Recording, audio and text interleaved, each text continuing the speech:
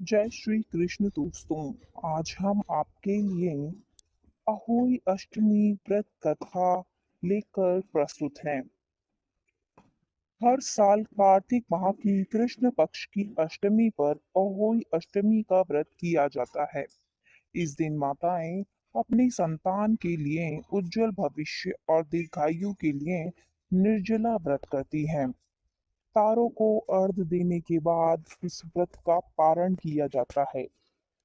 अहोई अष्टमी का व्रत मुख्य रूप से महिलाएं अपनी संतान की लंबी उम्र और सुख समृद्धि के लिए करती हैं।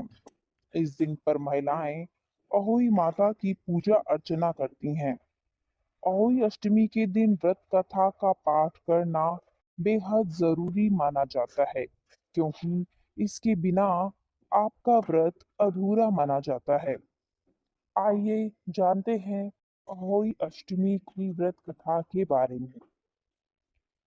अहोई अष्टमी की कथा के अनुसार एक नगर में एक साहूकार रहता था, जिसके 7 बेटे और 7 बहुएं थीं।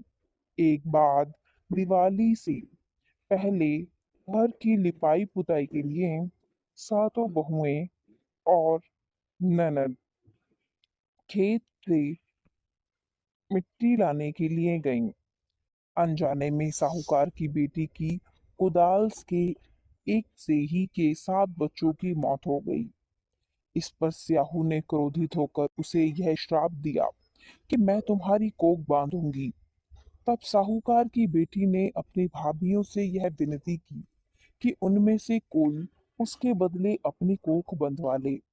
सभी ने मना कर दिया, लेकिन सबसे छोटी भाभी कोख बंधवाने के लिए तैयार हो गई। जब साहूकार की सबसे छोटी बहू को कोई भी संतान होती, तो वह 7वें दिन मर जाती। 7 पुत्रों की इसी प्रकार मृत्यु हो गई। जब साहूकार ने एक पंडित को इस घटना के बारे में बताया, तब पंडित ने छोटी बहू को सुरही गाय की सेवा करने की सलाह दी। सुरही गाय छोटी बहू की सेवा से प्रसन्न हो जाती है और उसे स्याहू के पास ले जाती है। रास्ते में थककर वह दोनों आराम करने लगते हैं। तभी साहूकार की बहू की नजर एक सांप पर पड़ती है, जो एक गरुड़ के बच्चे को डसने जा रहा होता है। यह देखकर छोटी बहू वह सांप को मार देती है। इतने में वहां गरुड़ आ जाता है और बिखरा हुआ खून देखकर सोचता है कि छोटी बहू ने उसके बच्चे को मार दिया। इस वजह से वह छोटी बहू को चोंच मारना शुरू कर देता है।